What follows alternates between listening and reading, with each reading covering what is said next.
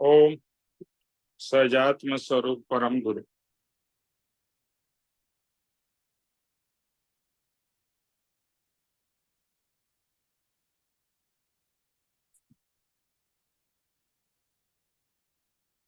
परम कृपालुदेव पूज्य पापा जी और सर्व ज्ञानियों का आशीर्वाद लेकर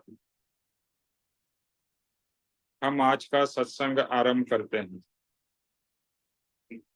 जो भी सुने उसे गहराई से समझे और आत्मसात हो, यही भाव से सत्संग में जुड़े।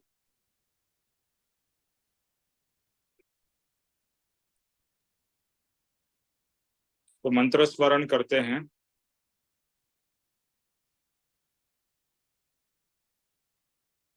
सब लोग आंख बंद करके एक स्थान पर शांति से एक चित्त होकर बैठ जाओ।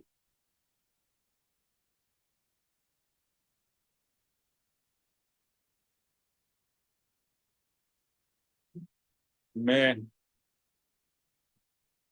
शांत स्वरूप शुद्ध चैतन्य घन आत्मा हूँ। मैं शांत स्वरूप शुद्ध चैतन्य घन आत्मा हूँ। मैं शांत स्वरूप शुद्ध चैतन्य घन आत्मा हूँ। मैं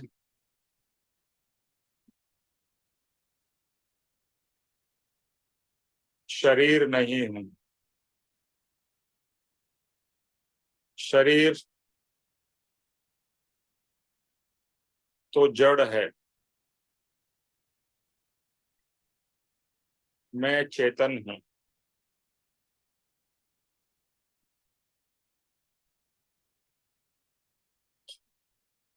मैं अनादि अनंत हूँ। इस शरीर के पहले भी था, इस शरीर के बाद भी रहूंगा।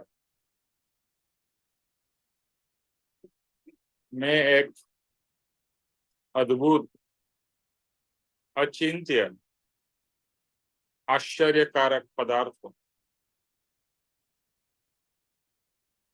मेरा स्वरूप शांत स्वरूप है।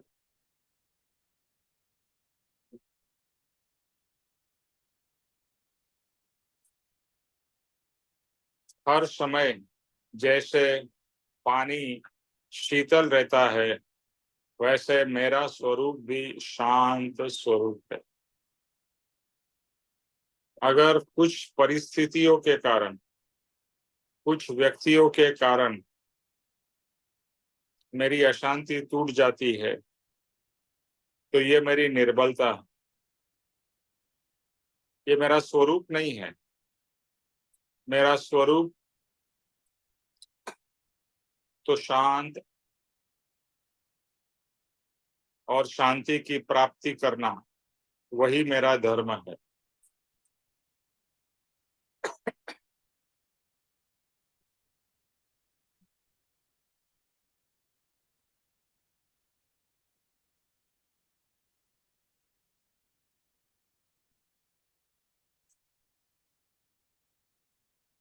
तो ये शांति का अनुभव करना है।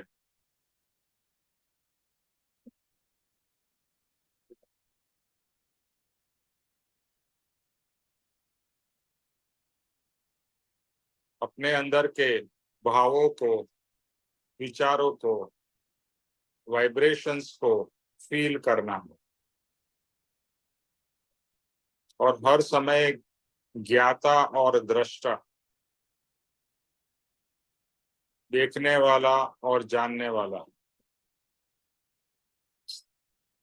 ऐसा मैं आत्मा हूँ। मेरी ज्ञान क्रिया, जानने की क्रिया हर समय चालू ही रहती है।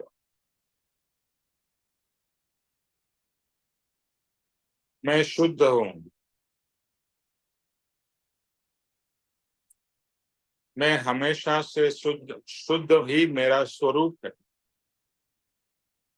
लेकिन कर्मों के आवरण के कारण यह शुद्धि ढक गई है।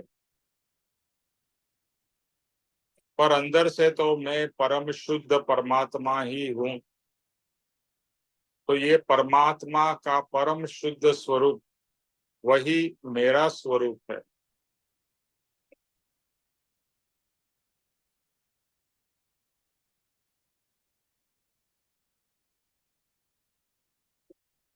उस शुद्धता को महसूस करिए। अपने आप अपने अंदर के परमात्मा को फील करने की कोशिश करिए।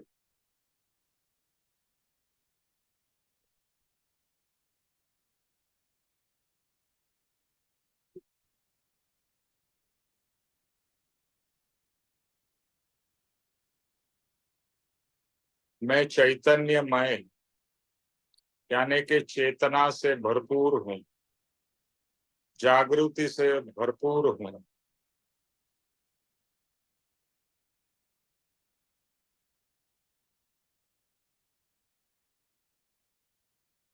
चैतन्यता यानी कि जिसके अंदर में फील करने की, जानने की एनर्जी जो है, जिस एनर्जी के कारण ये शरीर चल रहा है, वही मैं चेतना हूँ।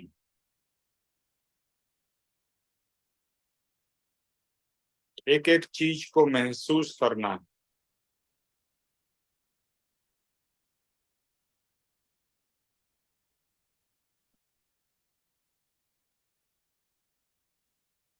तो अपनी चैतन्यता को भी फील करिए कि अगर ये चेतन नहीं होता तो ये शरीर का क्या होता। शरीर जड़ और मृत हो जाता है। ये चैतन्यता ही शरीर को जीवन देती है, शरीर में गति लाती है, शरीर में शक्ति लाती है, प्रेरणा लाती है। तो ये शरीर का अस्तित्व इस चैतन्य आत्मा से ही है, और मैं शरीर नहीं, ये चैतन्य आत्मा हूँ। और मेरा स्वरूप है शांत स्वरूप, शुद्ध परमात्मा स्वरूप। यही मेरा सच्चा स्वरूप है। अज्ञानता के कारण मैं अपने आप को शरीर मानता हूँ, मैं अपने आप को मानव मानता हूँ, मैं अपने आप को पुरुष मानता हूँ। जो भी मेरा नाम है, जैसे मेरा नाम निमेश है, मैं अपने आप को निमेश मानता हूँ। लेकिन ये तो एक टेम्पररी मेरी आइडेंटिटी है, लेकिन मेरी रियल आइडेंटिटी वो नहीं है। मैं तो शांत स्वरूप, शुद्ध चैतन्यमय आत्मा हूँ।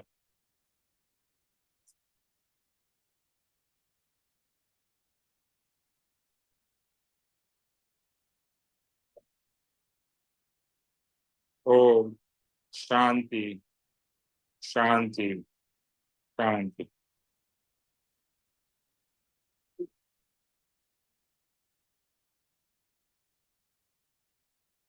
अभी धीरे से अपनी आंखें खोल के अपने चारों तरफ के वातावरण को फील करिए। ऐसा लगेगा कि मैं अब तक इस शरीर के बाहर था और फिर से इस शरीर में मैंने प्रवेश किया। तो जो शरीर से भिन्नता है, उसी को मुझे अनुभव करना है इस मंत्र स्मरण द्वारा।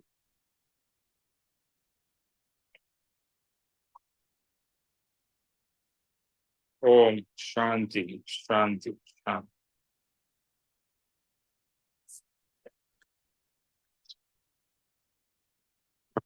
अभी जो दो लास्ट के पैराग्राफ है जो हम पद कर रहे थे, उसके पैराग्राफ को हम लेते हैं।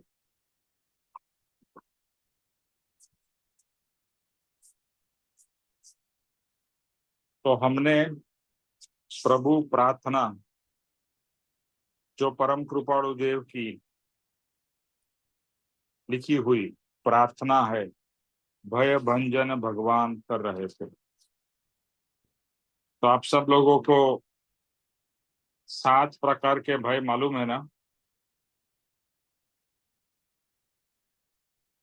मेरा आवाज सुनाई दे रहा है?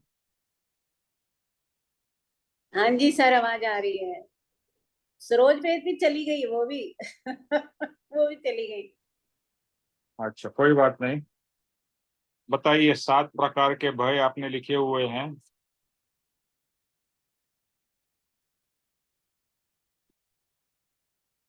याद है? सर लिखे तो नहीं, लिखे हुए हैं पर याद नहीं है। ओके, एनीवे लिखे हुए तो पढ़िए।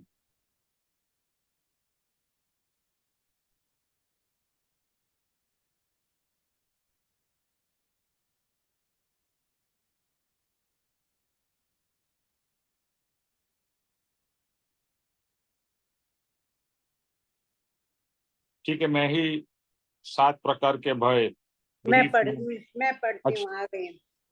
अच्छा, ठीक है। संसार संसार के भय जो मनुष्य को हैं, वो हैं, पहला तो है लोक का भय, दूसरा है परलोक भय, तीसरा है मृत्यु का भय, फिर है वेदना का भय, फिर है असुर आरक्षा का भय, अगुप्ती का भय और अकस्मात भय। 7 भय। बरोबर है। ये 7 प्रकार के भय के बारे में हमने अब तक जाना है। और जैसे बताया, इसके सिवाय भी बहुत सारे अलग अलग प्रकार के भय हमारे अंदर हैं। भय कह लो या इनसिक्योरिटी कह लो, ये हमारे सबके अंदर में है ही।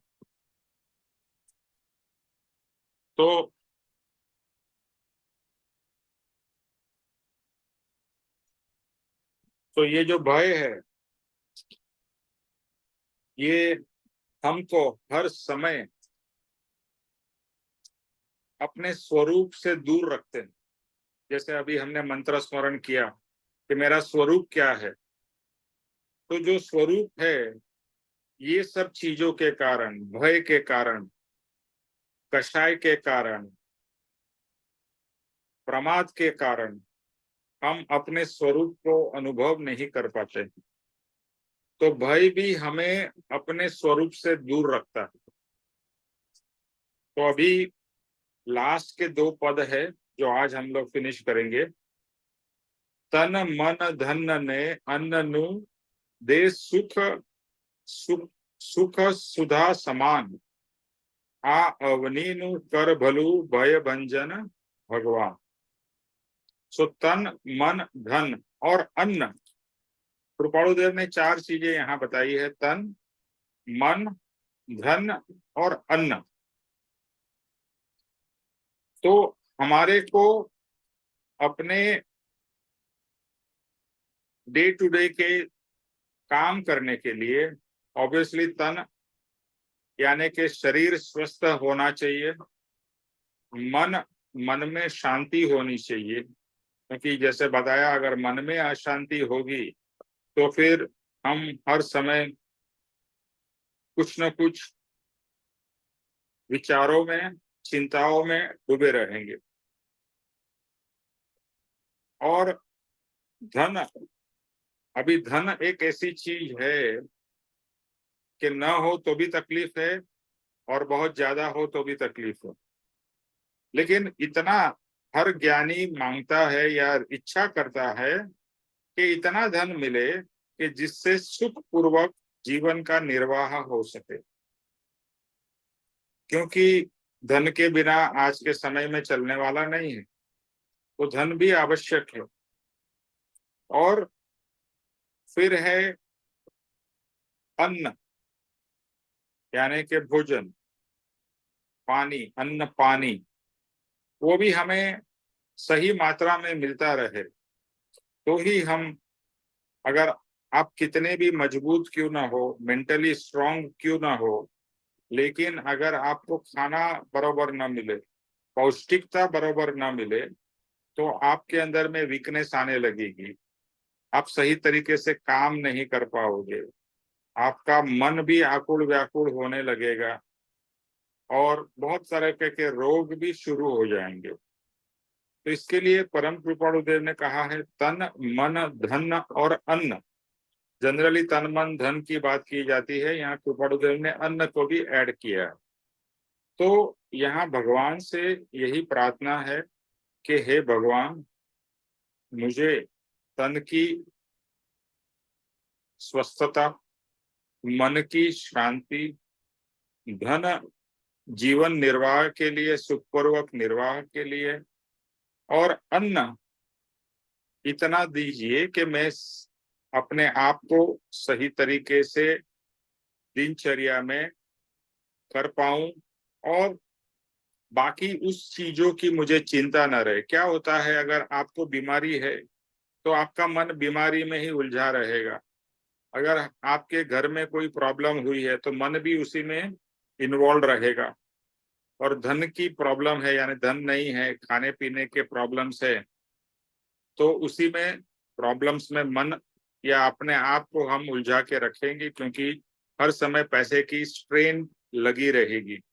और अन्न के सही तरीके से भोजन नहीं मिलेगा। जैसे कहीं आप देखते हैं अफ्रीका और इवन भारत में भी कुछ जगहों पे गरीबी इतनी है कि लोगों को खाने के भी वांधा है, पैसा का प्रॉब्लम्स है, सही तरीके से खाने नहीं मिलते हैं, बच्चे कम उम्र में ही गुजर जाते हैं, तो बहुत सारी प्रॉब्लम्स है। तो ये सब होने की वजह से फिर आप सही तरीके से कुछ भी नहीं कर पाते हैं। तो ये सब सुविधा रहेगी तो हे भगवान, ये अगर मुझे मिलेगा तो ये अमृत समान मुझे सुख प्राप्त हो सकता है कभी, जब भी मेरी बेसिक नेसेसिटीज पूरी हो जाएगी। देखो, बेसिक नेसेसिटीज होता है ना, रोटी कपड़ा मकान, नहीं पूरा होगा तो मन उसी में उलझा हुआ होगा। इसके लिए स्वामी विवेकानंद ने कहा कि अगर कोई भूखा है तो पहले उसको रोटी दो, उसको कोई बड़ी बड़ी ज्ञान की बातें करने से कुछ नहीं होगा, क्योंकि उसको भूख लगी है, उसको अभी रोटी की जरूरत है। तो सबसे पहला जो बेसिक नेसेसिटीज पूरी होनी जरूरी है, उसके बाद में आप धर्म कर सकते हैं, ध्यान कर सकते हैं, सत्संग कर सकते हैं। अगर यही सबका प्रॉब्लम्स हो तो आप सत्संग भी ज्वाइन नहीं कर पाएंगे और ज्वाइन भी करेंगे तो उसमें इन्वॉल्व नहीं हो पाएंगे। तो ये सब बहुत ही इम्पोर्टेंट बेसिक नेसेसिटीज के लिए कृपाणुदेव प्रार्थना करते हैं कि ये बेसिक नेसेसिटीज हो तो फिर मैं अपनी साधना कर पाऊंगा और सुख से धर्म ध्यान कर पाऊंगा। और हमें भी यही करना है कि अगर हमारे पास में रोटी कपड़ा मकान की कोई प्रॉब्लम्स नहीं है, जो मैं समझता हूँ ज्यादातर हमारे जो ग्रुप के लोग हैं उन्हें ऐसी कोई बेसिक और बड़ी प्रॉब्लम्स नहीं होगी, और बाकी जो प्रॉब्लम्स है ना वो हमने बहुत बड़ी बना के रखी हुई है। छोटी छोटी प्रॉब्लम्स को भी हम बहुत बड़ी बना देते, ओहो मेरे को ये प्रॉब्लम है, मेरे को वो प्रॉब्लम है। होती प्रॉब्लम छोटी है, और जब भी आप दूसरे का दुख देखोगे तो आपको समझ में आएगा मेरा दुख तो कुछ भी नहीं है। लेकिन हम अपने दुख को, अपनी प्रॉब्लम्स को बहुत बड़ा बना देते हैं, उसको ज्यादा ही इम्पोर्टेंस देते हैं। तो इम्पोर्टेंस किसको देना है? इम्पोर्टेंस हमें अपने आत्मा को देना है। लेकिन हम अनादिकाल से हमारी ये आदत रही है, इसके लिए हम उसी छोटी छोटी चीजों में, फालतू चीजों में जिसका इम्पोर्टेंस नहीं है, उसी में उलझे रहते हैं। तो कृपाणुदेव और भगवान हमें बताते हैं कि इस चीजों से ऊपर उठो। हाँ, आपकी बेसिक नेसेसिटीज पूरी होनी चाहिए, तो आपकी बेसिक नेसेसिटीज पूरी हो रही है तो अभी उसके पीछे समय मत गुजारो। अभी पर्याप्त अगर आपके पास में धन है, यानी मैं नहीं कहता हूँ कि आप अंबानी और अडानी और बिल गेट्स बन गए हैं, बट पर्याप्त है। आप, ऐसा कभी हुआ नहीं कि आपको भूखा सोना पड़ा हो, ऐसा कभी हुआ नहीं कि आपके पास कपड़े नहीं थे, ये सब बेसिक चीजें, घर नहीं था, ऐसा कभी नहीं हुआ है। तो जब भी ये सब चीजें हमारे पास में अनुकूल है, तो फिर क्यों ना हम अपना समय पर्याप्त और ज्यादातर अपने आत्म कल्याण में लगाएं, और अपने ही आत्म कल्याण का नहीं, अपने स्व और पर आत्म कल्याण में हम इन्वॉल्व हो जाए। तो कहते हैं कि ये सब रहेगा तो सर्व को सुधा या अमृत समान सुख की प्राप्ति हो सकती है। तो बस हमें यही करना है कि मुझे अमृत समान सुख, जो आत्मा का सुख है, वो मुझे अभी प्राप्त करना है। अभी देखो बेसिक चीजें मुझे मिल गई है, तो अभी उसके पीछे ज्यादा समय और एफर्ट नहीं डालना। अभी एफर्ट मेरे आत्मा के पुरुषार्थ के लिए मुझे निकालना है। और हम देखते हैं कि कुछ न कुछ कारणों से लोग आ नहीं पाते हैं सत्संग में, जो कि परम कृपाणु देव ने इतना इम्पोर्टेंस दिया है सत्संग का, कि सत्संग ही सबसे मुख्य साधन है जिससे आप आत्मा को जान सकते हो, पहचान सकते हो, आत्मा का कल्याण कर सकते हो। और हम फिर से दूसरी सब चीजों की वजह से और कभी कभी जेन्युइन रीजन से ऑब्वियसली नहीं हो पाता है, लेकिन अगर मेरा लक्ष्य रहेगा कि किसी भी तरह से मुझे सत्संग अटेंड करना ही, और भाव करो, स्ट्रॉन्ग भाव, तो अवश्य आपका सिचुएशन भी उस हिसाब से चेंज होगी जिससे आप सत्संग अटेंड कर पाओगे। और ये मेरा बहुत अनुभव है कि एक बार हम आत्मा से दृढ़ निश्चय कर लेते हैं कि मुझे सत्संग अटेंड करना है, मुझे मेरे आत्मा का कल्याण करना है, तो अवश्य फिर संजोग भी उस हिसाब से सेट हो जाएंगे। जैसे कहते हैं ना कि अगर कोई बहुत स्ट्रांग इच्छा की जाए तो पूरी कायनात भी उसको मिलाने में या प्राप्त करने में लग जाती है। तो कमी किस बात की है? तो कमी है हमारे भाव की, हमारी दृढ़ निश्चय की। और यहाँ आगे ये कहते हैं कि हे भय भंजन भगवान, हे भगवान जो मेरे भय का भंजन, भय को नाश करने वाले, ऐसे जो भगवान है, आपके उपदेश के बिना, आपकी कृपा के बिना ये पूरा जगत दुख में डूबा हुआ है। और आपको नहीं जान के, आपकी भक्ति नहीं करके, वह उसी डायरेक्शन में, यानी के फिर से वही परिभ्रमण के चक्र में, चिंताओं में, आकुलता व्याकुलता में, संकल्प विकल्प में डूबा हुआ है।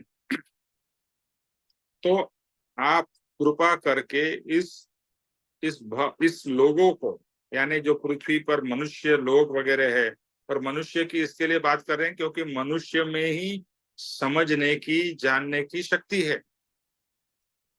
अभी आप गीता का पाठ या ये प्रार्थना आप किसी जानवर को बता नहीं सकते हो, वो बताएंगे तो भी वो क्या समझ भी नहीं पाएगा।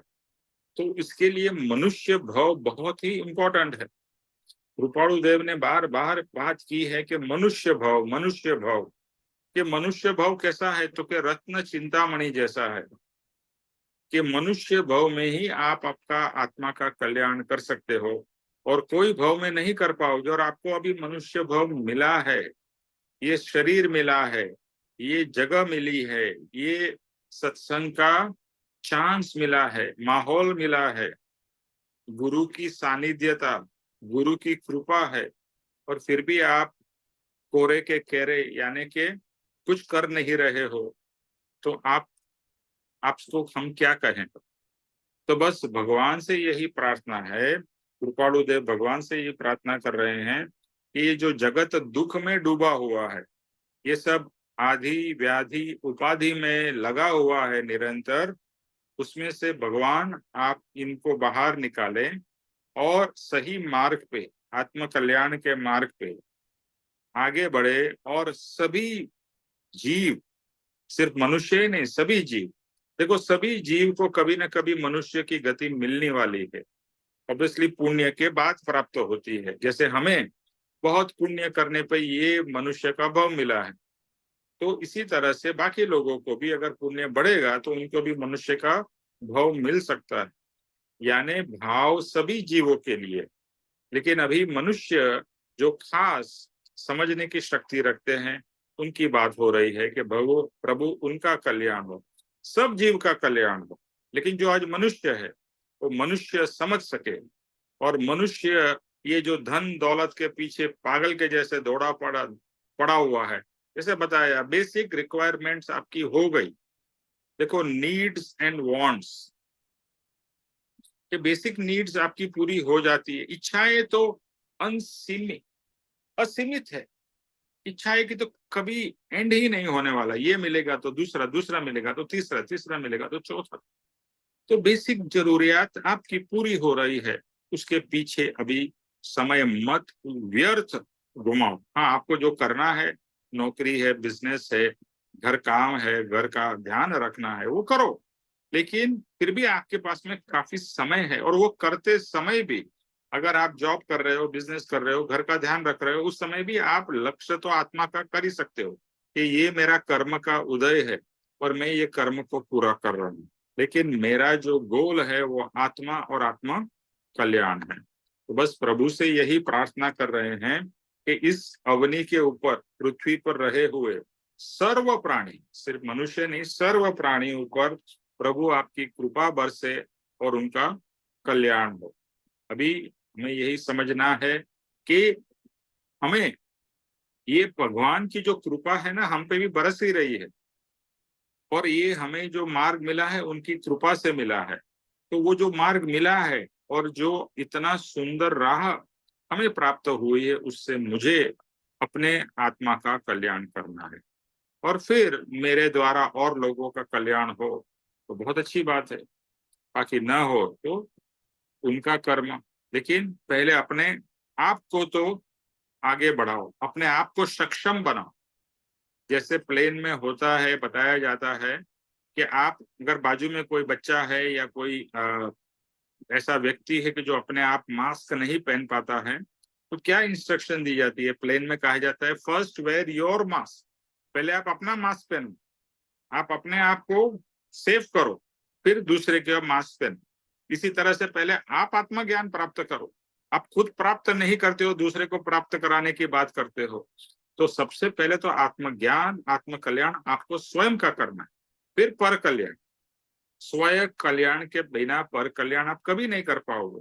परम कृपाणु देव ने आत्म कल्याण किया, पप्पा जी ने किया, और फिर हम लोगों को ये मार्ग बताया, तो हमें उसका बहुत असर होता है क्योंकि उन्होंने खुद अनुभव किया है, एक्सपीरियंस किया है।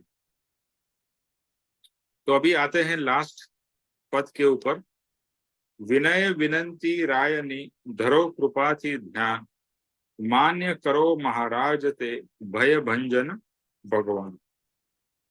तो ये लास्ट है, इस पद की समरी है कि है विनय विनंती, विनय और विनंती राय की। राय मतलब जो परम कृपाणु देव का नाम था, रायचंद, रायचंद उनका नाम था।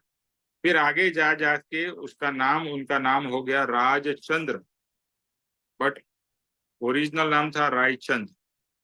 तो कहते हैं विनय विनंती राय की, राय की मतलब मेरी, धरो कृपा थी ध्यान, मतलब कृपा से ये मेरी विनंती, मेरी प्रार्थना के ऊपर भगवान आप ध्यान दो। मान्य करो महाराज ते, ये मेरी प्रार्थना को मान रख के और उसको आप प्लीज एक्सेप्ट करिए। हे भय भंजन भगवान, हे भय को नाश करने वाले ऐसे भगवान। तो ये सब जो स्टार्टिंग से लेकर अब तक उन्होंने जो भी भगवान को प्रार्थना की है, तो फिर से हम एक बार समराइज करेंगे कि ये रायचंद्र की, यानी कि राजचंद्र, श्रीमद राजचंद्र की विनय पूर्वक की हुई विनंती, इसको हम प्रार्थना कहेंगे। हे भगवान, इसको ध्यान में लेकर मान्य रख के, आप कैसे हो? तो आप मोक्ष रूपी नगरी के महाराज हो। आप क्या हो? भगवान, आप तो मोक्ष में पहुंच चुके हो और उसके महाराज हो। तो आप सर्व प्राणी के, सर्व जीवों के भय के भांगने में यानी भय को तोड़ने में समर्थ ऐसे भगवान हो, क्योंकि आपने अपने ही भय को नाश किया है। जैसे बात की ना, स्व कल्याण फिर पर कल्याण। अभी जो व्यक्ति ने अपने सब भय का नाश कर लिया हो, वो हमें भी भय से मुक्त करा सकता है। लेकिन जैसे बताया, अगर मैं भय से मुक्त न हुआ हूं और मैं आपको बोलूं कि आप भय से मुक्त हो जाओ, आप चिंता से मुक्त हो जाओ, तो वो तो बेवकूफी है।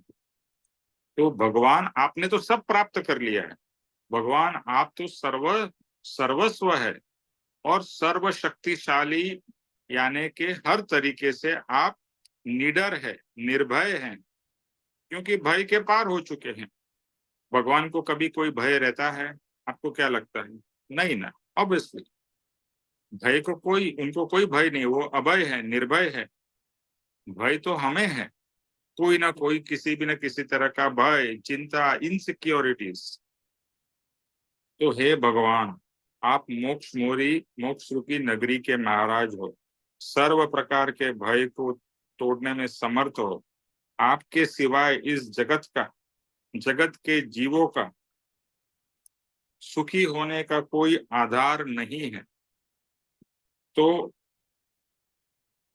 आपके प्रति विनय पूर्वक सर्व जीवों के हितार्थ के लिए प्रार्थना करके मेरे आत्मा को संतोष प्राप्त हो, यही मेरी कामना है। तो यहाँ पर दो चीजें हैं कि सर्व जीवों का, कृपाणु देव का एक वचन है कि सर्व जीवों ने इच्छो सुख, हर एक जीव का सुख इच्छो।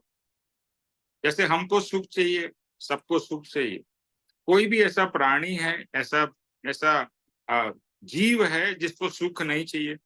कोई कहेगा कि मुझे दुख चाहिए? नहीं, हर एक को दुख से मुक्त होना है और सुख की प्राप्ति करनी है।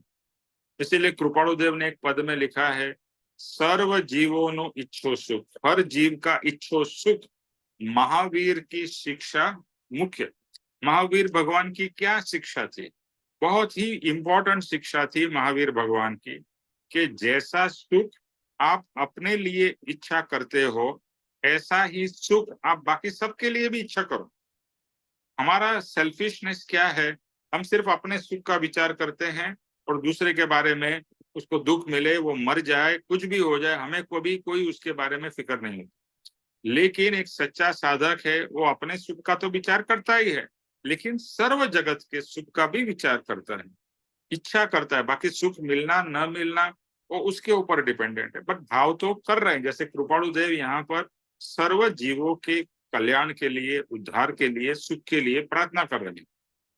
तो इसी तरह से सर्व जीवों का सुख, आप जिसमें, अब जैसे आप किसी के साथ भी व्यवहार में जुड़े हो, चाहे आपके परिवार वाले हो, आपके फ्रेंड्स हो, आपके बिजनेस के एसोसिएट्स हो, आपने जॉब में कलीग्स हो, हर कोई, आपके आपके नेबर्स हो, हर किसी का, आपके देश में रहने वाले, पूरे जगत में रहने वाले सब ही जीवों का सुख की भावना कर सकते हैं और करनी चाहिए। हे भगवान, सबका कल्याण हो, सबका कल्याण। ऐसी प्रभु से प्रार्थना बहुत ही अच्छी प्रार्थना है कि हे भगवान, सबका कल्याण हो, मेरा कल्याण हो, सबका कल्याण हो। ओके, तो इस तरीके से ये पैराग्राफ यहाँ पर पूरा होता है। तो हम फिर से एक, जो अब तक की कृपाणु देव ने जो भावना की है, वो एक बार समराइज करके देख लेते हैं।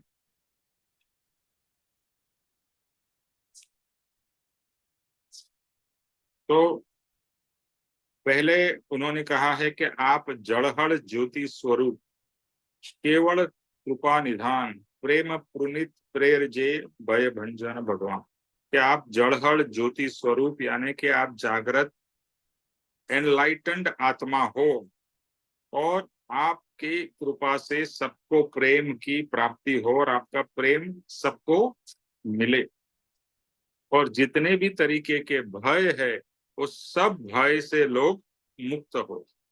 और वहां पर वापिस यही करना है, प्रार्थना सबके लिए करना है, लेकिन पुरुषार्थ आप अपने लिए ही कर सकते हो, आप दूसरे के लिए पुरुषार्थ नहीं कर सकते हो। सिर्फ दूसरे के लिए प्रार्थना कर सकते हो, लेकिन पुरुषार्थ आपको अपने लिए करना है। यानी हमें भी समझ से, भय से मुक्त होना है। प्रभु से प्रार्थना अवश्य करनी है, लेकिन समझ हमें लेनी है कि हम समझते नहीं हैं, अपने आप को शरीर मानते थे, इसके लिए हमको भय लगा रहता था, इसके लिए हमको दुख और चिंता रहती थी। जैसे बताया, आप कभी भी कोई भी भय के बारे में सोचो, वो आपके शरीर से ही जुड़ा होगा। मृत्यु वो भी शरीर से जुड़ी है, वेदना वो भी शरीर से जुड़ी है, खाना पीना शरीर से जुड़ा हुआ है, धन दौलत किसको चाहिए? शरीर को चाहिए, शरीर को टिकाने के लिए। आत्मा को तो धन दौलत खाना पीना कुछ नहीं चाहिए। तो सभी चिंताएं और सभी चीजें हमारे शरीर से जुड़ी हुई है। तो आप अपने आप को अगर शरीर से भिन्न समझो, तो आपकी चिंताएं और आपके भय अपने आप नाश हो जाएंगे। और जैसे हम जानता है कि मैं आत्मा हूँ, अजर अमर अविनाशी हूँ, न मैं कभी बूढ़ा होने वाला हूँ, न कभी मरने वाला हूँ, न मेरा कभी नाश होने वाला है। इतने भवों से मैं इतने अलग अलग जीव में, सॉरी, शरीर में जाके आया हूँ, फिर भी मेरे को कुछ, कोई भी मेरे आत्मा में एक आंच तक नहीं आई है। ऐसा अद्भुत पदार्थ है आत्मा, और वो मैं स्वयं हूँ। तो मैं क्यों चिंता करता हूँ, मैं क्यों भय करता हूँ? फिर कहते हैं, नित्य निरंजन नित्य शोभ, गुंजन गंज स्वान, अभिवंदन अभिवंदना भय भंजन। आप कैसे हो? नित्य हो, जैसे बताया अभी, निरंजन हो, हाँ, आप परम शुद्ध हो, परमात्मा हो। और मेरे लिए, मेरे जो अभिमान है, अभिमान को तोड़ने वाले हो, कि मेरे अंदर में अभिमान है और आप तो मान से मुक्त हुए हो। तो ये जो मेरा अभिमान है, इसको प्लीज भगवान तोड़िए और मुझे मान से मुक्त करिए, क्योंकि मान बहुत ही डेंजरस है। फिर धर्म धरण तारण तरण शरण चरण सन्मान, विघ्न हरण पावन करण भय भंजन भगवान।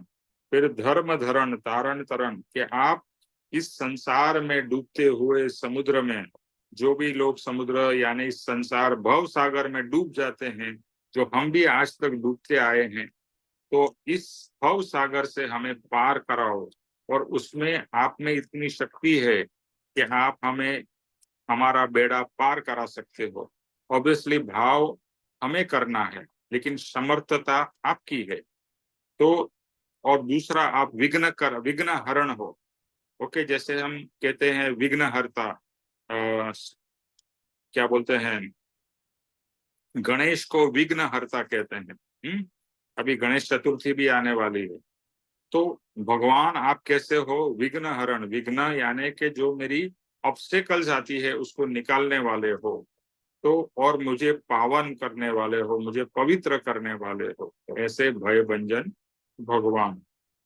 फिर भद्र भरण भीति हरण सुधा जरण, शुभवान क्लेश हरण चिंता चूरण, भय भंजन भगवान। कैसे हो? भद्र भरण, यानी कि इस भद्र यानी कि जो ऐसे मेरे जैसे जीव है, जो भद्र जीव है, नीचे नीचे जीव, मतलब भगवान के सामने तो हम सब नीचे हैं, ऐसे नीचे गिरे हुए जीव को आप कल्याण करने वाले हो। भीति यानी जो भय संगना हमारी अनादि काल से चला रही है, उसका उसको निकाल के बाहर फेंकने वाले हो। और क्लेश, हमारे जीवन में हर समय क्लेश चालू है, उस क्लेश का नाश करने वाले हो। और जो चिंता हर मनुष्य को, हर जीव को खाती जाती है, उस चिंता का चूर्ण बनाने वाले हो। मुझे बहुत शब्द अच्छा लगता है, चिंता का चूर्ण। और हमें भी हमारी चिंता का चूर्ण बनाना है। तो चिंता चिता समान है, चिंता में डूबना नहीं है। सही समझ लेंगे तो कोई भी चीज की चिंता रहेगी नहीं। और भगवान भी बहुत सारे दुखों से गुजरे हुए हैं, कोई भी भगवान, राम कृष्ण महावीर, हर एक, तो वो सब उसमें से पार हो गए हैं। वो उन्होंने भी बहुत सारी तकलीफें देखी है और झेली है, लेकिन वो कभी भी उसमें डूबे नहीं, उसको हैंडल किया, उसमें से बाहर निकले। और हमें भी हमारे जीवन में जो भी सिचुएशन आती है उसको हैंडल करना है। उसको फेस करना है, भागना नहीं है, बट शांति से फेस करना है और उससे वो कर्म से मुक्त होना है। अविनाशी अरिहंत तू एक अखंड अमान, अजर अमर अनजन्म तू भय भंजन भगवान। आप कैसे हो? कर्मों का हरण कर लिया है, अविनाशी हो, आपका अभी परमात्मा स्वरूप हो गया। एक्चुअली तो अभी अविनाशी हम भी है, हम भी अजर अमर अविनाशी है, बट वो हमें अभी तक रियलाइजेशन नहीं हुआ। भगवान को वो रियलाइजेशन हो चुका है। तो आप जैसा स्वरूप मेरा भी है, तो भगवान मुझे भी वो स्वरूप की प्राप्ति हो और वो रियलाइजेशन हो। Important is realization. मैं कहूँ आप अजर अमर अविनाशी हो, लेकिन आपको अगर वो फीलिंग ही ना हो तो आपको चिंता रहेगी, आपको भय रहेगा। लेकिन रियलाइजेशन जैसे भगवान आपने किया है, मुझे भी वैसा रियलाइजेशन हो कि मैं भी अजर अमर अविनाशी और कर्मों से मुक्त हो सकता हूँ, ऐसी समर्थता भगवान मुझे दीजिए कि मैं ये फील कर सकूं, ये रियलाइज कर सकूं और भय से मुक्त हो सकूं। आनंदी अपवर्गी तू अकड़ गति अनुमान, आशीष अनुकूल आप जे भय भंजन भगवान। कि आप सहजात्म स्वरूप हो, आनंद से भरपूर हो, इसके लिए आप सहजानंदी हो। हम हमेशा दुखानंदी है, हर समय दुख में डूबे रहते हैं, कभी ये दुख, कभी वो दुख, कभी ये चिंता, कभी वो प्रॉब्लम। अब देखिए, तो हम अपना जो सुख स्वरूप है, उस सुख स्वरूप को अनुभव ही नहीं करते हैं, क्योंकि अपने स्वरूप से ही हम दूर हैं और हम क्या है, पर चीजों में डूबे हुए। देखो, पर है, बट पर के अंदर में अटैच्ड हो जाते हैं। चाहे वो अपना शरीर हो, उससे अटैच्ड है, अपने परिवार से अटैच्ड है, हमारे घर चीजों से अटैच्ड है। इसके लिए उसमें कुछ भी ऊपर नीचे होता है और हम आकुल व्याकुल हो जाते हैं, हम टेंशन में, स्ट्रेस में आ जाते हैं। तो अपने स्वरूप का अनुभव करना है, स्वरूप को पहचानना है। तो मेरा स्वरूप कैसा है? आनंदी स्वरूप है। अभी मैं राकेश भाई का सत्संग सुन रहा था, तो उन्होंने कहा अगर धर्म को एक ही शब्द में बताना हो तो आप क्या बताएंगे? तो धर्म का एक ही शब्द है, आनंद। धर्म क्या है? तो वही सुख और आनंद की प्राप्ति करना है, परमानंद की प्राप्ति करना है, क्योंकि वो हमारा स्वरूप है, वो रियल हम है। ये जो दुखी स्वरूप है वो हम नहीं है, हमारा रियल स्वरूप है सुख, आनंद, प्रेम से भरपूर। वो हमें रियलाइज कराना है, करना है, और भगवान की कृपा से, गुरु की कृपा से वो हमें प्राप्त होगा। आपके आशीष से मुझे वो प्राप्त होगा। फिर आप निराकार निर्लेप हो, निर्मल नीति निधान, निर्मोहक नारायण भयभंजन भगवान। आप निराकार हो, निर्लेप हो, आप कोई भी चीज से अटैच नहीं हो, आप निर्मल हो, पवित्र हो, निर्मोहक हो, आपको मोह से आप मुक्त हो गए हो, आप नारायण, नारायण यानी परमात्मा स्वरूप, हाँ, नारायण हो गए हो। तो ऐसे भय भंजन भगवान हो। देखो, यहाँ पर जब भी हम भगवान के स्वरूप की बात कर रहे हैं, उसी समय हमें ये रियलाइज करना है मेरा भी स्वरूप ऐसा ही है, मैं भी नारायण स्वरूप ही हूँ, मैं भी निराकार निर्लेप हूँ, निर्मल हूँ। ओनली थिंग इज वो प्रकट नहीं हुआ है, मुझे प्रकट करना है। जैसे एक दिया है, दिया में शक्ति है ज्योत की, प्रकट नहीं हुई है। जैसे ही अब माचिस से वो दिया प्रगटाओगे तुरंत प्रकट हो जाएगा। क्यों प्रकट होता है? क्योंकि उसमें वो शक्ति रही हो, इसके लिए प्रकट हो रहा है। बट वो एक माचिस की, वो एक चिंगारी की जरूरत है, जो हमें सदगुरु दे सकते हैं, और सदगुरु के आशीर्वाद से वो चिंगारी से हमारी भी ज्योति प्रकट हो जाएगी। ज्योति प्रकट हुई तो हम भी निराकार है, निर्लेप है, निर्मल है, निर्मोहक, नीति निधान, नारायण है, हम भी वैसे ही है। कभी यहाँ पर भगवान की स्वरूप की बात हो रही है, वो इनडायरेक्टली हमारा भी स्वरूप। सचराचर स्वयंभू प्रभु, सुखद शोभजे शान, सृष्टिनाथ सर्वेश्वरा भय भंजन भगवान। यानी कि ये जो भी जीव चल सकते हैं, ये जितने भी जीव है जिसके अंदर में मूवमेंट या चलने की या ग्रोथ होने की, जैसे एक बच्चा होता है, एक माँ के पेट में से जिसका जन्म होता है, वो कितना सा छोटा सा एक रहता है और वो धीरे धीरे धीरे बड़ा होता है। वो चेतना है उसमें, वो जागृति आई है, यानी कि चेतना आई है, उसमें जीव आया है, इसके कारण उसकी प्रगति होती है, उसका मूवमेंट होता है, सब कुछ होता है। तो ये जो चेतना शक्ति है भगवान आपके द्वारा मिली हुई है, तो ये सब जड़ पदार्थ में से भिन्न मैं हूं, और ये केवल ज्ञान मेरे में भी है, आप में है और मुझ में भी है। तो आपके द्वारा मुझे भी केवल ज्ञान की प्राप्ति हो, संपूर्ण ज्ञान की प्राप्ति हो। संकट शोक सकल हरण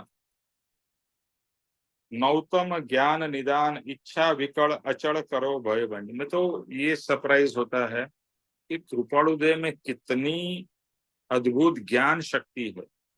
मतलब 15-16 साल की उम्र में ये सब कविता जो रचना की है, अद्भुत है।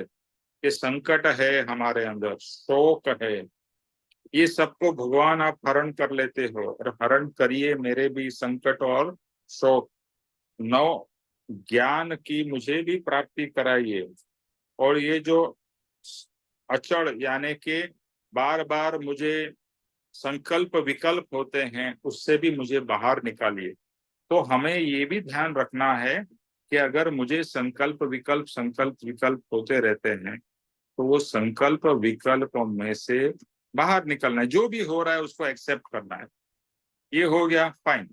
बट हम क्या होता है, एक्सेप्ट नहीं करते हैं संकल्प विकल्प, ऐसा होना चाहिए था, ऐसा करना चाहिए था, ये होना चाहिए, ये करना चाहिए। देखो हर समय ये जो संकल्प विकल्प हमारे अंदर चलते रहते हैं, वो हमें शांति से जीने नहीं देते हैं, शांति से बैठने नहीं देते हैं, और शांति से जो मेरा स्वरूप है उसका अनुभव नहीं करने देते। Let it be, let it be. There is a song Beatles का पुराना, let it be, let it be, let it be. जो है सो है। आदि व्याधि उपाधि ने हरण हरो तंत तूफान, करुणाणु करुणा करो भय भंजन भगवान। आदि व्याधि उपाधि, आदि यानी के मानसिक, व्याधि यानी के शारीरिक, उपाधि यानी के आजू बाजू की, यानी हमारे कुटुंब की, हमारे समाज की, और जो भी परिवार की एटसेट्रा चिंता या प्रॉब्लम्स, उसको उपाधि कहते हैं। तो आदि व्याधि उपाधि को हरो, हरो मतलब उसको मुझसे अलग करो। तो मुझे तो समाधि में रहना, मुझे एक्चुअली मुझे भी हमेशा यही भाव आता है कि मुझे समाधि में रहना है। किसमें? आदि व्याधि उपाधि, कोई भी सिचुएशन हो, मुझे किसमें रहना है? समाधि में, यानी कि शांत और स्थिर। कृष्ण भगवान, राम भगवान, महावीर, बुद्ध क्या थे? शांत, स्थिर,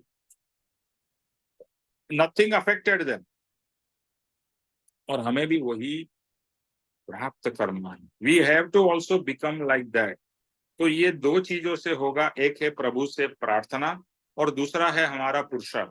सिर्फ प्रार्थना करने से भी नहीं होगा, और सिर्फ पुरुषार्थ से भी नहीं होगा। उनका आशीर्वाद, उनका योग बल, उनकी कृपा दृष्टि जरूरी है। और दूसरा हमारा पुरुषार्थ। सिर्फ आप प्रार्थना करो और कोई पुरुषार्थ न करो तो कुछ नहीं होगा। अभी ये सब जो बताया है, हमें रियल लाइफ में प्रैक्टिस करना है। अगर हम रियल लाइफ में प्रैक्टिस ही ना करें, जितना सत्संग में सुना, बाकी हम जैसे थे वैसे ही अपना जीवन चिंता में, टेंशन में, भय में गुजारेंगे, तो फिर हमें ये प्रभु प्रार्थना पढ़ी ही नहीं है और समझी भी नहीं। तो आदि व्याधि उपाधि, ओके, ये जो तंत्र तूफान, ये जो मेरे जीवन में तूफान आते रहते हैं, इधर से उधर से, ये सब जो भी हो रहा है, तो उसमें भगवान मुझे समाधि में रहना, शांत और स्थिर। किंकर ने कंकर मति भूल भयंकर भान, शंकर ते स्नेह हरो भय भंजन भगवान। किंकर मतलब जैसे बताया कंकड़, कंकड़ के जैसा एक छोटा सा जीव, ऐसा मैं हूं। तो आप मतलब मैं इतना तुच्छ हूं, और भगवान आप तो इतने महान है। तो ये भूल यानी कि मैं कौन हूँ, मेरे स्वरूप क्या है, वही मेरी बड़ी भूल है। तो शंकर, शंकर यानी कि शिव, तो आप जैसे महादेव वितराग प्रभु, आप स्नेह पूर्वक मेरा अज्ञान दूर करो। शंकर या शिव को ज्ञानी कहा जाता है, ज्ञान के भंडार है शंकर। तो हमें भी जीव में से शिव होना है। शंकर भी क्या हुए हैं, शिव हुए हैं। और मुझे भी जीव में से शिव बनना है। शिव, शिव यानी कि परमात्मा। मैं भले आज जीव हूं, लेकिन मेरी कैपेसिटी क्या है, परमात्मा बनने की। और परमात्मा का स्वरूप मेरे अंदर में पड़ा हुआ है, अभी सिर्फ वो प्रकट नहीं हुआ। जैसे बताया ना, एक दिया प्रकट होना बाकी है, बाकी सब कुछ है। तो शक्ति शिशु ने आप जो भक्ति मुक्ति नुदान, तुझ जुक्ति जाहिर छे भय भंजन भगवान।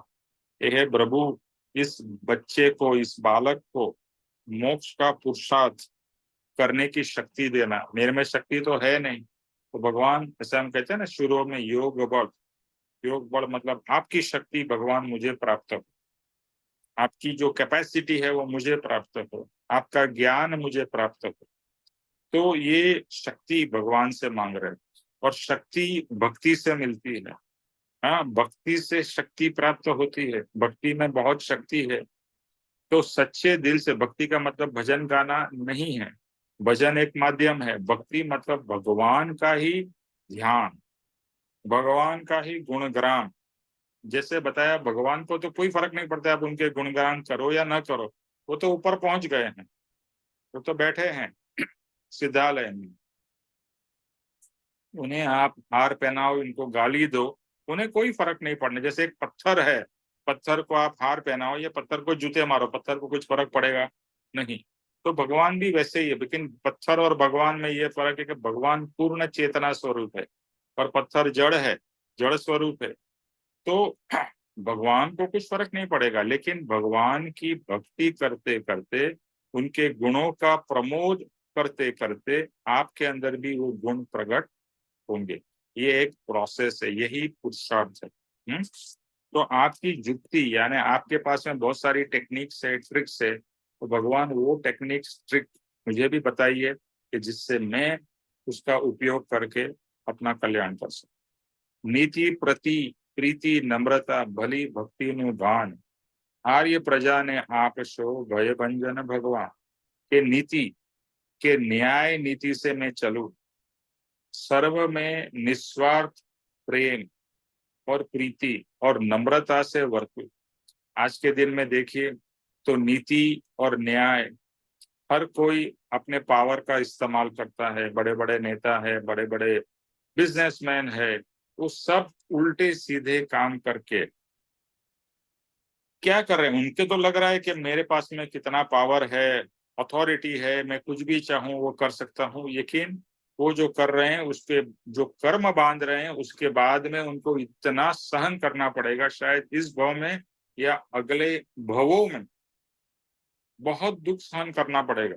जैसे हम बहुत सारे लोगों को देखते हैं, चाहे वो कीड़े मकोड़े जानवर हो या इवन मनुष्य में भी बहुत सारे लोग होते हैं, अपंग होते हैं, उनको बहुत सारी बीमारी होती है, फाइनेंशियल प्रॉब्लम्स होती है, भीख मांगना पड़ता है।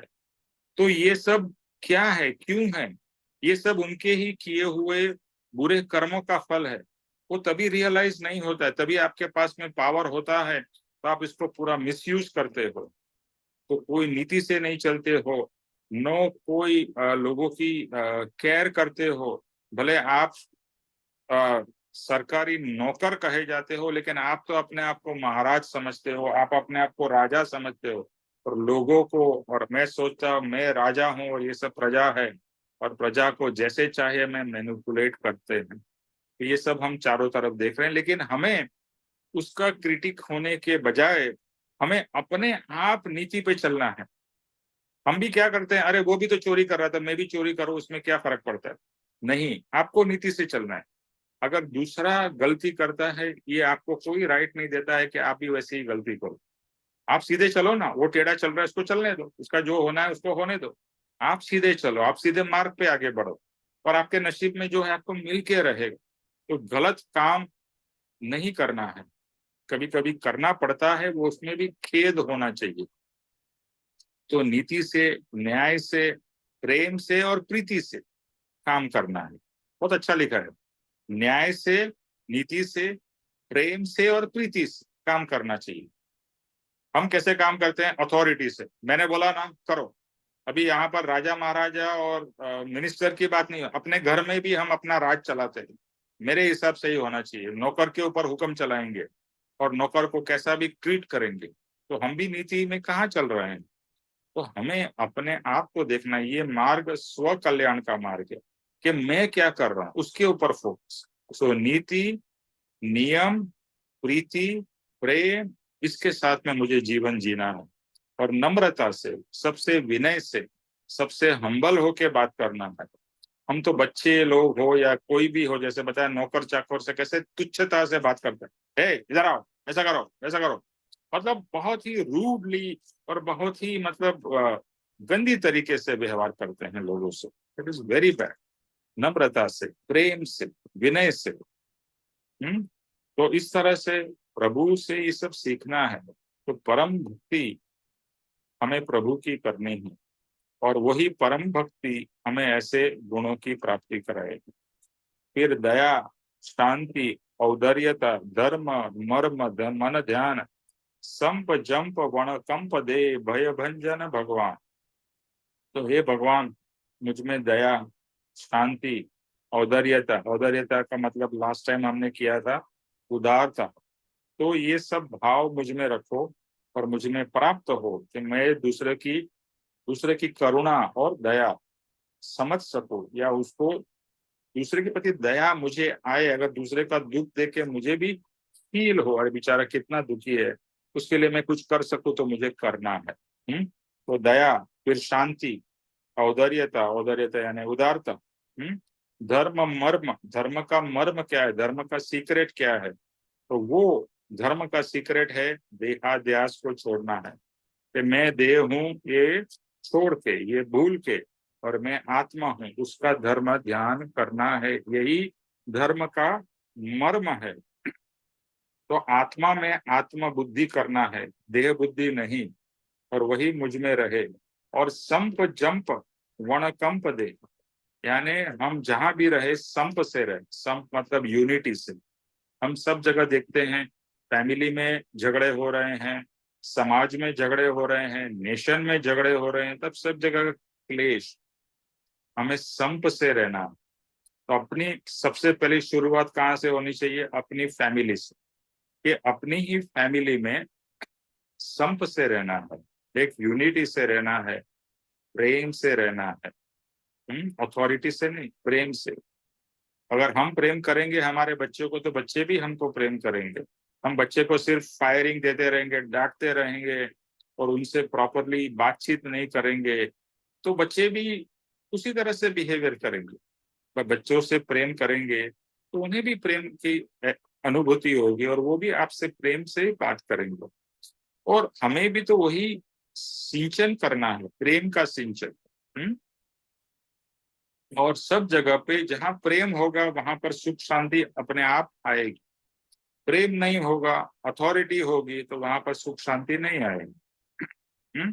तो संप जंप मतलब जब तक ये सुख शांति नहीं मिलती है, हमें चैन से नहीं बैठना है। मतलब हमें सुख शांति हमारे अंदर में, पहले तो सुख शांति अंदर में, यानी परिवार में सुख शांति करने से पहले मुझे अंदर में, मेरे अंदर में ही मुझे सुख शांति अनुभव करनी है। तो फिर मुझे परिवार में, मेरे फ्रेंड्स में, मेरे कंपनी में, मेरे समाज में, मेरे सराउंडिंग्स में, सब तरफ, जैसे एक फूल होता है, वो फूल जिस तरह से खुशबू फैलाता है, उसी तरह से मुझे भी वो खुशबू फैलानी है। हर आलस एदीपणु, हर अद्य ने अज्ञान, हर ब्रह्मणा भारत तणी भय बंधन भगवान। फिर हम आलस, प्रमाद, प्रोकास्टिनेशन, अरे बाद में करेंगे, अरे करेंगे, आज नहीं, कल, कल नहीं, परसों, मतलब हर एक चीज को हम क्या करते हैं? पोस्टपोन पोस्टपोन करते जाते हैं। तो वो नहीं करना है। कल करो सो आज करो, आज करो सो अभी। Do it now. क्यों आप पोस्टपोन करते जा रहे हो? और हर एक चीज में आलस आ जाती है। तो एक्टिव होना है, अलर्ट होना है, और रिजल्ट ओरिएंटेड होना है, एक्शन ओरिएंटेड होना है। तो इस तरह से आलस को बाहर निकालना है, और जो भी हमारा स्वरूप है उसकी तरफ भी हमें फास्ट एक्शन लेना है। देखो अभी हमारे पास में कितने साल बाकी रह गए इस शरीर में, पता नहीं, राइट? 1 साल, 1 महीना, 1 दिन, 10 साल, वी डोंट नो। तो जितना समय हमारे पास है और अभी हमारे पास में सिचुएशन है, तो उसका पूरा फायदा उठा के एक्शन ओरिएंटेड, आलस से नहीं, आत्म कल्याण करना हो या इवन घर का भी कोई काम करना हो या जॉब का कोई काम हो, डू इट एक्टिवली, इमीडिएटली। हाँ, प्रोकास्टिनेशन या पोस्टपोन नहीं करना है। और ये कृपाणु देव सब भारतवासियों के लिए प्रार्थना कर रहे हैं कि भगवान ये भारतवासियों को ऐसी प्रेरणा दो, ऐसी एक्टिवनेस, एक्शन ओरिएंटेड बनाओ कि ये भगवान, ये भारत का कल्याण हो, भारतवासियों का कल्याण हो। ऑब्वियसली यहाँ पर भारत की बात हो रही, इसीलिए हम सबके लिए भी बात कर सकते हैं, सबके लिए भी प्रार्थना कर सकते हैं। और सबसे इम्पोर्टेंट तो यही है कि ये भारत जो देश है, इसमें बड़े बड़े संत महात्मा हो गए। यहाँ से ही बहुत सारे हिंदू धर्म का, जैन धर्म का, बुद्ध धर्म का, सिख धर्म का, कितने सारे धर्मों का यहाँ पर जन्म हुआ। इससे महान महान व्यक्ति यहाँ पर, ज्ञानी समर्थ पैदा हुए हैं और भी होते जा रहे हैं। चाहे वो श्रीमद हो या कबीर हो या मीरा हो, कृष्ण, राम, महावीर, बुद्ध, सब यहीं पर, Guru Nanak, you name it. कहाँ से? भारत से। तो ऐसी अद्भुत अपनी भारत भूमि है, अध्यात्म की भूमि है। तो यहाँ पर मुझे मेरा अध्यात्म का कल्याण करना है। और आज के 2 पैराग्राफ हमने किए, तन मन धन अन्न, और मुझे भी तन मन धन बेसिक नेसेसिटीज पूरी हो जाए और मैं सुख से अपनी साधना कर सकूं और मेरा कल्याण हो, सबका कल्याण हो, ऐसे भाव। तो बस विनय विनंती राय ने, विनय और विनंती रायचंद्र की, यानी श्रीमद रायचंद्र की, यही हमारी भी विनय और विनंती प्रार्थना भगवान की होनी चाहिए कि हे भगवान, ये मेरी विनय विनंती पे आप जरा ध्यान दीजिए और मेरा कल्याण करिए, मेरे देशवासियों का कल्याण करिए, मेरे सत्संगियों का कल्याण करिए, जगत का कल्याण करिए। यही भगवान मेरी प्रार्थना है। और हम सब भय से मुक्त हो, भय का नाश हो, और हम निर्भय अभय परमात्मा स्वरूप बने। यही इस प्रभु प्रार्थना की पूरा मर्म है या पूरा भाव है। ओवर। तो किसी को कुछ ऐड करना है, कहना है?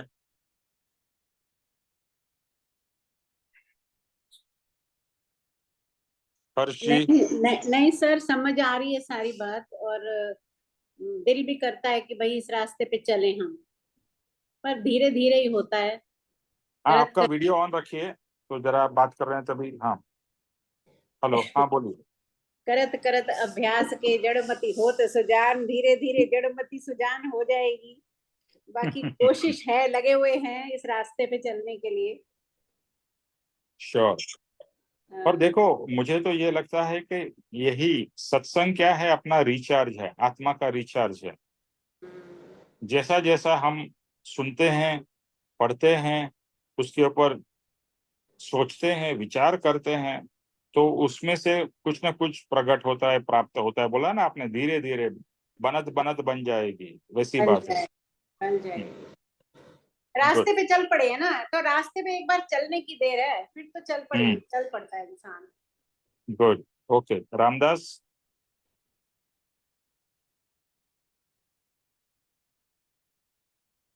हेलो। हेलो। हाँ, बोलो, क्या समझ में आया आपको पूरी कविता से? समझ पूरी कविता से यही बोध है कि अपन जो भी संसार है, इस संसार को छोड़ के इसका परमात्मा का ध्यान करना चाहिए। वो जो अपने अंदर जो आत्मा है उसको खोजने की कोशिश करना चाहिए। वो सारे के पास है, पर वो कैसा निर्मल और वो बने, वो देखना चाहिए। उसके लिए अपने को कोशिश करनी चाहिए। तो जो परम कृपाल देव ने जो भी एक कविता लिखी है, तो उन्होंने जो ये किए है, मीन्स भगवान के सामने जो ये रखे हैं, जैसा कि अपना आत्मा कैसा प्रोग्रेस करे उसके रिगार्डिंग, तो अपन को धर्म के रास्ते पे ही चल के आगे मोक्ष तक जाने की कोशिश करनी चाहिए। यही समझ में आ रहा है। परीक्षा परीक्षा तब होती है जब इंसान क्रोध करता है ना। जब कोई नॉर्मल वे में आप चल रहे हो और घर में कोई ऐसी बात हो जाए या किसी सर्वेंट पे जब वो क्रोध आता है, उस टाइम अपन अपने आप को हम कितना संभालते हैं, हम किस तरह से व्यवहार करते हैं, वो बात है उस काम की, कि उस टाइम हम भूलते तो नहीं इन बातों को। Very true. ओके, चलिए हर्षी जय स्वरूप कर लीजिए।